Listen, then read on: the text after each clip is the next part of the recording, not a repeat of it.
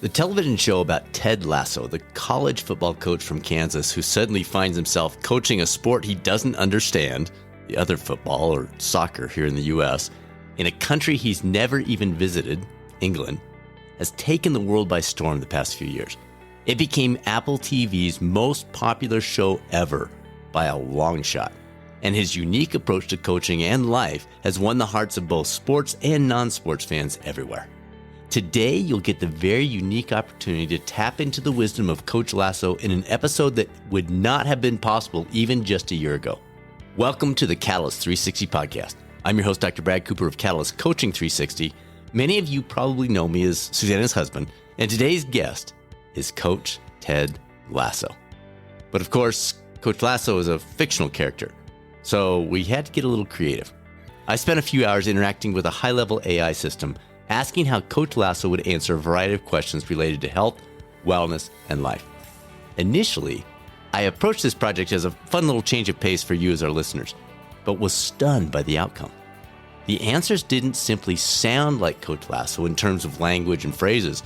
Rather, the advice given was truly exceptional. Response after response left me thinking, wow, this is outstanding. Then Jeremy Albright, a longtime friend who grew up near Ted Lasso's fictional home in Kansas, agreed to step in as the interviewee to bring this thing to life. He did a great job, and we really appreciated his willingness to put himself out there on this creative project. The other thing this episode brought to light was when it comes to behavioral, physical, and mental well-being, the information age of so-called employee wellness programs, it's over. Programs that lean in on simply providing information about any aspect of health and wellness, well, they're now just costly versions of what AI can easily provide at no cost. If there's not a personal interaction with a skilled behavior change specialist working through the stages of change, the aspects of intrinsic motivation, then the value simply no longer exists. With that in mind, if you're an employer, EAP, or wellness provider who gets it, who realizes this, and is looking for a relationship-centric, personalized solution that goes beyond simply providing information, there's a good chance Catalyst Coaching 360 is what you've been seeking. Best-in-class, board-certified coaching that can be plugged into any program or platform, or act as a standalone. If you'd like to talk about it, please reach out to us anytime. Results at catalystcoaching360.com, or pop over to the website, catalystcoaching360.com. And if you're an individual thinking you'd like to pursue a career as a behavior change specialist, our final MBHWSC approved coach certification cohort of 2023 kicks off in 2 weeks. We keep those cohorts small, so if it's already full by the time you hear this, you can get an early start on the next one that begins January 20th. Either way, all the details on our Institute site at catalystcoachinginstitute.com, or touch base with any questions via the same email I mentioned a moment ago, results at catalystcoaching360.com. Now, it's time to put on those rose-colored glasses, tune in to the smell of potential in the locker room, and be as happy as a goldfish with Ted Lasso on the latest episode of the Catalyst 360 podcast. Ted Lasso, welcome to the Catalyst 360 podcast, my friend. What's up, Coop? So good to see you today. Let's start broadly. Let's really kind of set the tone here. What is the key? What is the Ted Lasso key to health and wellness? Ooh, that's a big one right there. Well, you know, the key to health and wellness, my friend, it's a bit like playing a good old game of football. You see, it's about striking that perfect balance, just like find that sweet spot between a well-timed pass and a perfect goal. You know what I'm saying? Where, you know, I ain't no doctor or nothing here, but I've learned a thing or two about life from coaching, and I reckon that goes for health and wellness too. First off, let's talk about positivity. Positivity is like the captain of the team, leading the way even when the going gets tough. Just like in football, when you approach life with a positive attitude, it can make all the difference. Whether it's facing challenges or making healthy choices, having a positive mindset can be a game changer. Oh, yeah. Now, I'm a big believer, too, now in the power of relationships. Just like a team needs camaraderie to succeed, we need strong connections with people around us. It's like having teammates who support you on the field and off the field, whether it's family, friends, or even reaching out to new folks. Building meaningful relationships can keep you mentally and emotionally fit. Yeah, that's huge. And most people miss that one. So, totally. And I love it. I love that.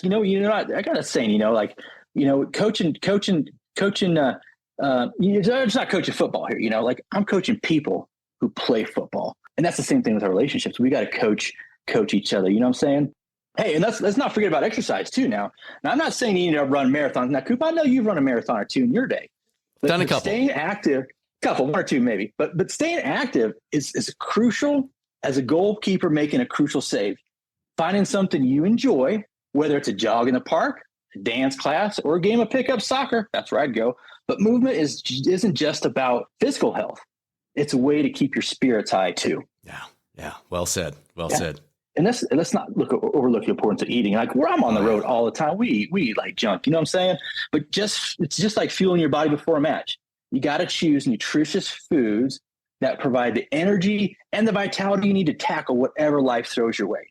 So load up on those veggies, lean proteins, and whole grains. It's like giving your body the right gear for the game. And sleep. Oh, Coop, I got to talk. Oh, you got more for us. Now. Nice. Oh, I got all sorts of stuff here, man. We're gonna keep rolling. Now, sleep and it can be hard. I get it. Sleep can be hard. We're all busy. We're on the road. We're different things, but that's like another essential player on this wellness team. I think of it as halftime. It's a chance to recharge and get ready for the second half of your day. You know, good night's sleep is like having a superpower. It can boost your mind. You sharpen your mood. You boost your mind, and it can really keep you at the top of your game. Huge. Oh, totally. Oh, we're not done now. We're just getting started here. Now, mindfulness and self-care. Whoa, man, we got to talk about that too. They're also like halftime strategies. Like taking a moment to check in with yourself. Maybe you need to meditate. Maybe simply need to unwind. Man, that can do wonders for you. It's just like making halftime adjustments in the game plan. Giving yourself a break can help you come back even stronger. And then last but not least, and certainly one of my most favorites, we're going to talk about gratitude. Man, I love celebrating victories, no matter how small. Taking time to appreciate the good things in life, be it a sunset or a kind word from a friend, can fill your heart with joy. And it's like scoring a goal. You know what I'm saying? Like the more you practice gratitude, the more you find reasons to celebrate. And we got to do some more celebrate, my friend.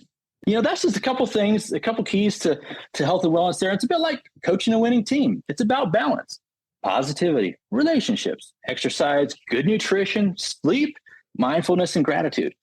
Just like in football, it's not about being perfect. I mean, no one's perfect. I'm close now, but no one's perfect. But it's about putting your heart into it and playing the best game you can. Remember, you're the captain of your own wellness team. And with a little bit of, my Ted Lasso optimism, you'll be well on your way to a healthier and happier life. I love this. Great start. So you set the table for us. You got things teed up. Let's peel back the layers on a couple of these. Positivity. Now, you're known for your positivity. You're the guy that in spite of anything, you keep that positive attitude. But how do you do that when we're struggling, we're tired, we just got some bad news? Kind of walk us down that path. How does that work? Well, man, Coop, man, that's a big question right there. But maintaining a positive attitude when things ain't going your way, it's a challenge. But it's a bit like when you're down a few points in the second half of a match. It's all about that never give up spirit and finding the silver lining, even in a stormy sky. I feel tired and down sometimes, and it's, your energy is going to be running low. Just like a player near the end of that tough game, they're trying to go and they're just trying to dig deep. But remember, fatigue can cloud our vision. It can get in the way of, what we're doing. So sometimes we just got to take a moment and catch our breath. Maybe I need to call timeout and huddle the troops, so to speak. And, just like halftime, it's a chance to regroup and refocus and find that one thing, no matter how small, that's going right, or that one little thing that makes you smile. It's like a pep talk to lift your spirits. And we all need that every now and then. But the bad news here, though, that's like when we're going to get bad news. And I get bad news, player gets hurt. Man, that's nothing worse to me when they trainer says, hey, he's out for the next match. But that's like conceding a goal you didn't even see coming. It stings, but it's all about our reaction. Instead of dwelling on the negativity side of things and getting all down and everything, let's focus on what we can control. It's like adjusting your strategy mid-game, looking for those solutions, taking action. And remember, there's always a chance for a comeback. You know what I'm saying? You can always win. And then you got to surround yourself with your support system, your team of friends and family. It's just like our players. We need teammates on the field. Not one guy can go out there and score all the goals. You need folks around you that have your back, that are talking it out with you, sharing your feelings with each other. It's like passing the ball to the team out that is going to make that play. And that's what our support team does for it. I got to talk a little about self-talk, dude. I talk a lot. You hear me. I mean, I talk to myself. It's all for good purpose. You know, that little voice inside your head, it's like that inner coach, when you're struggling a bit, you got to be kind to yourself. You got to give yourself a little bit of grace. You got to remember the past victories in life. You got to remind yourself of those strengths. It's like giving yourself a motivational speech to get back in the game. And lastly, man, one of the things is finding joy in the littlest of things. Yeah. It's like celebrating like a throw in that leads to a goal. Like that's not supposed to happen. But even on those tough days, there's a silver lining. There's like a sunrise or like a funny joke. Seek out those moments that make your heart lighter. They're boosts of energy to keep you going. So my friend, when you're struggling, because you're going to struggle, there's going to be those days where you're tired, you're going to face some bad news. Just remember, it's a bit like a match where the odds seem stacked against you. But just like in football, it's those moments that test your character and resilience. Take a deep breath, lean on your team, adjust your strategy, and keep your eyes on the goal. With a positive attitude and that bit of that Ted Lasso optimism, you'll find your way through those tough times and you're going to come out stronger on the other side.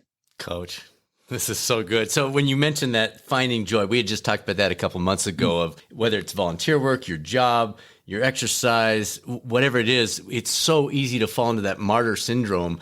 And you're saying, no, the joy's there. We gotta find it. We gotta look for it. We gotta help it come out from what we're looking at. So I appreciate you mentioning that. Yeah. Let's talk exercise a little bit. You're obviously an athletic coach, so pretty much everybody that we see you working with, that's part of their job. They're naturally exercising. But what advice might you give the person who they're like, I don't think I really like to exercise? What options might you suggest for that individual? Well, Coop, you see me, I'm in peak performance. I might have a little belly here and there, but I get it. Not everyone's a fan of exercise, and that's all right. It's a bit like having a player who's not too keen on practicing penalty kicks. We got to do it. There's always ways to make things enjoyable. So first off, you got to find what tickles your fancy. Mm-hmm. Just like some folks, they prefer headers over free kicks. There's an activity out there for everyone. And I recommend this. Start small, like a friendly little scrimmage before the game. Just get in the motion, get your groove on a little bit. You know what I'm saying? Take a walk in the park, maybe dance around your living room, throw on some music, get after it. Or maybe try a little like leisurely bike ride. It doesn't have to be a marathon. That doesn't have to be, you don't have to be Brad Cooper, but you can be about doing something that brings you joy. You just talked about joy a second ago. There's so many things that we can do that gets us in motion that can put a smile on our face. You know what I'm saying? Remember a minute ago we were talking about that support system? Yeah. You got to think about who the company you're keeping too, man. It's just like having that buddy to pass to on the field, having that workout partner or exercise buddy. Man, that can make things more fun. Maybe it's a friend or a family member or shucks. Even a four-legged friend will do you just a good for a stroll or a game of fetch. I mean, why not? And variety is the spice of life, man. We don't do the same practice every time. Sometimes we'll start with a jog. Maybe I'll start with the yoga. Who knows? But we're going to change it up a little bit. And it's like having different tactics for different opponents. Try mixing up your activities. It could be yoga. It could be gardening. It could be doing any number of things. But you'll find that staying active can be as diverse as a roster of players on the team. Yeah, our roster changes all the time based on what's going on and who our opponent is. So our activity can do the same thing. Now, also, you can imagine exercise as a game. It's like a friendly match where you're just out there having fun. Remember I talked about scrimmage? It's just like those kind of things. Like find a sport or activity you enjoy. It could be soccer. I might recommend that. But, you could go shoot hoops, man. You could go swimming or even join a local community team. When you're having fun, you won't even notice that you're exercising. And lastly, set some goals. Like aiming for the top left corner of the net. Like that's pretty precise. It's like having a target to aim for.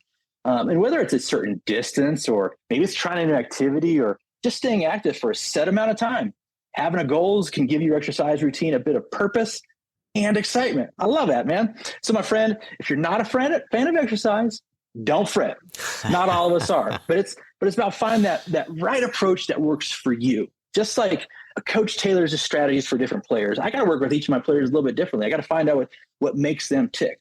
You got to kind of find out what makes your own self tick and adjust that to help keep yourself active. It's not about what you should do, but it's about what makes you feel good. Love that. And with a bit of creativity and a splash of fun and a little bit of my spirit, you always find ways to keep moving that suit your style. So good. All right, let's flip the mirror over to you a little bit here. What have been some key formative moments that shaped your own health and well-being mindset or mentality? You've been sharing a lot of these tips with us, a lot of these insights about maybe a positive direction to go or some different things to try or some ways to adjust or look for different things. But how about for you? What have been some of those formative moments that have shaped what you've been sharing with us? Oh, that's so good. That's a good one there, Coop. Well, man, my journey to understanding health and well-being, it's been a bit like a long soccer match, if I was to be honest with you. There's been a lot of twists and turns. But there's been a couple of pretty big moments that really stood out and shaped my mentality. One that first pops to my mind is, coaching back in Wichita.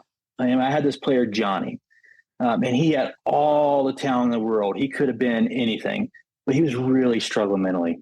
It was like he was carrying a really big, heavy backpack before he's on the field. And I realized that healthy mind was just as important as healthy body. So I started focusing on building my own confidence and resilience in myself and in my players. And that mindset, it spilled over into my own approach to life. Another pivotal moment is when I met Coach Beard. We have completely opposite styles. I'm kind of outgoing, and he's pretty reserved. But you know what? We really complement each other perfectly. Just like a striker and a midfielder, they just know how to play off each other, and they got those looks, and they could pass and kind of get back and forth. Well, he taught me the importance of balance and how pushing hard was essential, but so was knowing when to take a step back and recharge. And I wasn't good at that. I'm a go. Let's go win. And he really taught me to take a step back. And that lesson really became a cornerstone in my health and well-being. Oh gosh. And you can't forget my time over across the pond in England. Can you culture shock, man? That's like, man, that field in Kansas to Premier League stadium, you couldn't be more different. And they have a different pace of life. I mean, they take a time for a cuppa and a chat, and it really made me realize the value of slowing down and appreciating those small moments. That's where some of that joy comes from, of being able to appreciate the sunrise or the sunset or the flowers on the walk to the pitch or whatever. But that really added a big skill to my coaching playbook, that heart of relaxation, and that's been super huge. So all these moments, they play their part in shaping how I view health and well-being. And it's not just about physical fitness, but about that mental strength, that balance, and embracing life's rhythms. Just like a winning formation, man, these experiences have come together to form my unique approach, one that's taking care of your mind, body, and spirit, and doing it with a whole lot of positivity and a dash of that Ted Lasso flair. All right, that sets up my next question pretty well. One of the things your show does so well is it takes a very honest look at the realities of mental health struggles for anyone in any situation. When we would never guess it if you looked at somebody from the outside. Ted is struggling with this stuff, and as are some others.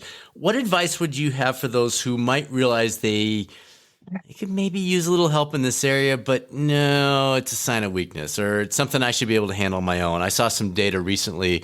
Something like 64% of those who recognize some signs of depression or anxiety in their life and realize I probably could benefit, in the next breath will say, but I should be able to do it on my own. So what advice might you have for that person listening that might help stem the tide a little bit? Yeah. Well, Coop, asking for help ain't a sign of weakness at all.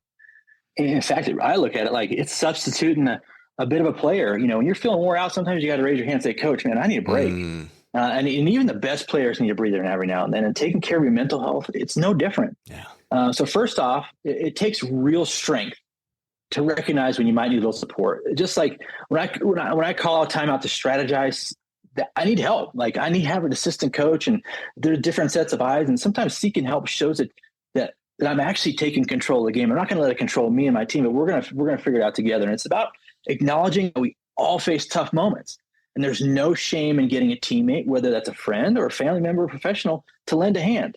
I mean, you wouldn't hesitate to see a doctor if you had a physical ailment. Like I'm not going to say, hey, to my players when they twist an ankle, don't go see the doc. No, they're going to go see the doc. Mental health is just the same way. It's just as important. It's just, if you ignore it, it may just get worse. So let's call a timeout, go treat our mind with that same care you give your body, and seeking help is a smart move. It can lead to a game-changing turnaround. We said a little while ago, there's always a chance for a comeback. And the same thing with our mental health. We can always turn that around. And we talk about support system. Remember, you're not alone in this game. Just like on the field, there's a whole team behind you. Man, they all want the same thing. They all want you to win and succeed. They love you, and they want to see you thrive. And just like that team that wants to see your players score winning goal or see another player score winning goal, like they're willing to support you and they're there for you. And asking for their help can strengthen those bonds. We don't ever think about that. Like you can actually draw closer to each other in these times when we need each other. You know what I'm saying? Yeah. And let's not forget, like the strongest leaders aren't afraid to delegate. It's like passing a ball to a teammate who's in a better position to make a play. That's what we're talking about here, is seeking professional help. Like talking to a therapist or a counselor, it's adding a whole other expert to your team. I mean, who doesn't want to have more experts to your team, right? Love that. Yeah, man. So you gotta have some strategies and techniques, and they have those that can help us score that mental wellness goal. So my friend, there's no shame, man. There's no shame. And you can just use a little bit of help with your mental health. I know I've had those days and seasons in my life, and it's actually a mark of courage and wisdom. Just like coaching, it's about putting your best foot forward and using all the resources available to you, whether it's a chat with a friend, a family member, a coach, a mental health professional. Remember, you're not alone in this match. I promise you, Coop, there's something worse out there than being sad. And that's being alone and being sad. And ain't no one need to be alone. So seek that help. You'll find that asking for help just is not a sign of strength, but it's a winning strategy for your well-being. We all want to win, Coop. Yeah. That message is so important, and especially from someone like Coach Lasso. Everyone knows you, but who's someone you've never met, alive or dead, who you'd love to sit down and grab a beer and have a conversation? Who pops into your head with that question? Well, that sure is an interesting question. I wasn't expecting something like that. But, if I could pick anyone to have a chat with over a cold one, man, it'd probably be good old Winston Churchill. He might not seem like the obvious choice for a coach like me, but let me tell you why. First off, here's the deal. Churchill, he was a bit like a manager facing some pretty tough opponents. The challenge of the war and leadership during those times were a bit like a high-stakes match. And I love a high-stakes match. And you know what? He had this undeniable resilience and never give up attitude. That's something I truly admire. Now, sitting down with Churchill would be like a halftime talk with a legend. I'd love to pick his brain about how he managed to keep his team, or in his case, the entire country, motivated and united during those tough times. Yeah. Just like I believe in the power of belief and hope, I want to hear his insights on how he instilled that sense of determination and hope in his people. But plus, man, that man had a way with words, didn't he? I can imagine us sharing stories about the impact of a well-placed quote or maybe a motivational speech. And it's like comparing notes on coaching tactics. His strategy for rallying a nation and mine for guiding a football team might have more common than you think. And you know what's interesting? Churchill had his fair share of setbacks and challenges, but he faced them head on. It's a bit like taking on that tough opponent with a positive mental mindset. Like when you're probably going to get your butt whooped, but you're going to go in there fighting like mad. And I want to learn how he did that, how he turned obstacles into opportunities, how he found that flicker of light, even in the darkest of moments. Yeah. So a beer with Winston Churchill, man, I'd share a few laughs too, exchange some coaching wisdom, and perhaps learn a thing or two about leading with heart and courage. It's like having a meeting of minds from different fields, but with a shared goal to inspire and uplift. And who knows, maybe we end up toasting to the power of optimism and the joy of the beautiful game. Two things that have the ability to bring people together no matter the era they lived in. Well, maybe your writers who are debating about, do we do another season, will hear you say that and they'll be like, yeah, let's bring Churchill back into this thing.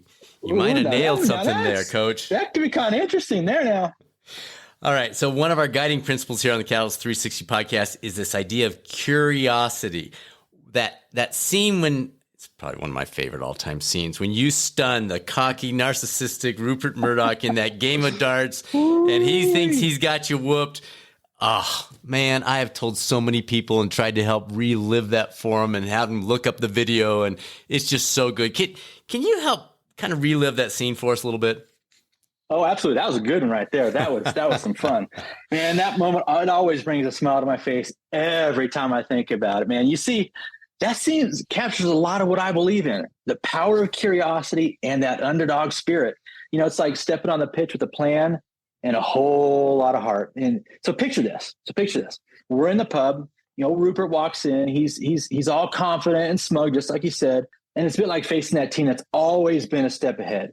But I've got my trusty dart in my hand, and my assistant coach Beard has a plan up his sleeve. He's been conniving too. He's been thinking. But as the scene develops, the magic of curiosity comes to the forefront. I've given Rupert a peek at my right-handed dart throwing skills, and he jumps at the opportunity for a high-stakes game. You know what I'm saying? And the game initially proceeds as he'd expect, but as things shift, I share a little bit about my story about driving a billboard quote from Walt Whitman about being curious. I like that. Be curious. Funny thing, though, is had Rupert just been a little bit more curious, he might have asked if I'm right-handed. Turns out I'm left-handed.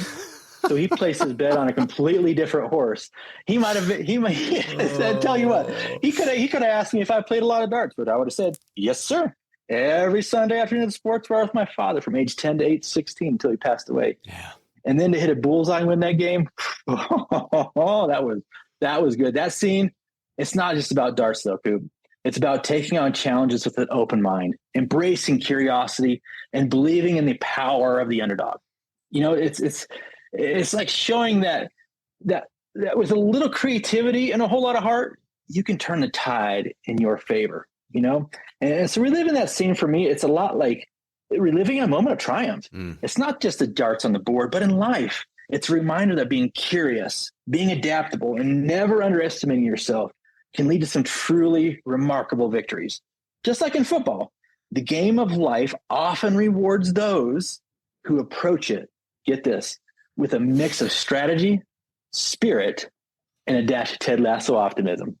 Folks, seriously, if you have not seen that scene, you've got just go on YouTube and Google or search for Ted Lasso dart scene. It's about 3 minutes long, and it will be well worth your time. All right. So what allows you to continue to see the best in everyone? I mean, we even see the jerks on the show. Ted believes in him. Like Ted sees the potential, the opportunity, I don't know, there's something about you. And then because you see it, you're able to bring out the best in those individuals. For the parents, for the friends, for the employers, for the coaches, give us some tips to tell us a little bit about what you do to help make that happen. Yeah. Coop, you know what? I do love a locker room. You know why? Because it smells like potential. And it's the same thing in people. So that's such a good question. It's a bit like, asking the sun, why the sun keeps shining, isn't it? You see, I've always believed that every person has their own unique strengths, just like every player on a team brings something special to the field. It's like having a roster full of diverse talents, and my job is to help them shine. So now seeing the best in everyone, it's a bit like looking at the field and imagining how it could become a beautiful green pitch. I've learned over the years that people have layers. Like just like an onion, if you take the time to peel those layers back, you often find something wonderful underneath. Now, some guys you got to peel a little more layers than the others, but there's always something in there. And it's about that genuine connection, my friend. Just like a midfielder passing it over to the striker. I try to connect with the people on a personal level. I ask questions. I listen. I make sure they know they're valued. Don't miss that. They know they're valued. It's like building trust with the player. When they know that you've got their back, they're more likely to give their best. But it's not just about seeing potential. It's about nurturing it too. Just like a young player needs guidance to become a star, people need support to grow. I'm like a coach who believes in his team's ability to improve. We're always improving, trying to become just a little bit better every single day. So I offer encouragement. I provide the tools they need, and I create an environment where they can flourish. Now, it's important to remember here, Coop. Now, no one is perfect. It's a bit like a goalkeeper making a save, but sometimes you fumble, but you got to learn from it, and you do learn from it. And when someone makes a mistake or faces a challenge, I'm here to offer a helping hand. It's like giving them a second chance, just like I would on the field. And then let's not forget about patience. We're peeling back that onion. Sometimes it takes a lot of patience to really get into it. And we don't become champions overnight. A team or personal, that personal growth takes time. It's like watching a player develop their skills. You don't rush it, you nurture it. I've seen that with my players, and I apply the same principles to people in general. So my friend, what allows me to see the best in everyone and bring it out? It's a combination of genuine connection, nurturing potential, offering support, and being patient. It's like tending to a garden. With care and attention and a whole lot of belief, you watch those beautiful flowers bloom. And just like watching a team that plays their heart out, witnessing someone reach their full potential, it's one of the greatest joys in life. And we get to watch it right along there next to you, brother. It's awesome. It's awesome. All right, last question. We just thought it'd be fun to find out what is with all the mottos and the believe signs and all this stuff that we see in the show, what is your personal go-to motto for your own life? Well, my go-to motto, there's so many things coming through my mind right now, but really there's one that really sticks out like the guiding star in the night sky. It's simple, but it sure helps you find your way. And it's this: be curious, not judgmental. So be curious, not judgmental. And, I say a lot, life's a bit like a match where you never know what's going to happen next. So instead of jumping to conclusions or making bad snap adjustments or judgments, I believe in staying curious. It's like having that sense of wonder you had as a kid. Remember those days when you would always ask questions and you were always open to new experiences? And being curious, my friend, it's like wearing a pair of cleats that you let explore different paths and viewpoints. It's about approaching life with an open heart and a desire to learn, just like a player who's eager to improve their game. Now, the not judgmental part, that's just as important. It's like leaving your preconceptions behind when you step on the pitch. When you're not judgmental, you create space for understanding and connection. It's about giving people the benefit of the doubt and realizing that everyone's got their own story. This motto, it's a bit like having a positive attitude towards life's ups and downs. It reminds me that we're all on this journey together. And the more we embrace curiosity over judgment, the more we can learn from each other. And it's like building a diverse team where each player brings their own strengths to the field.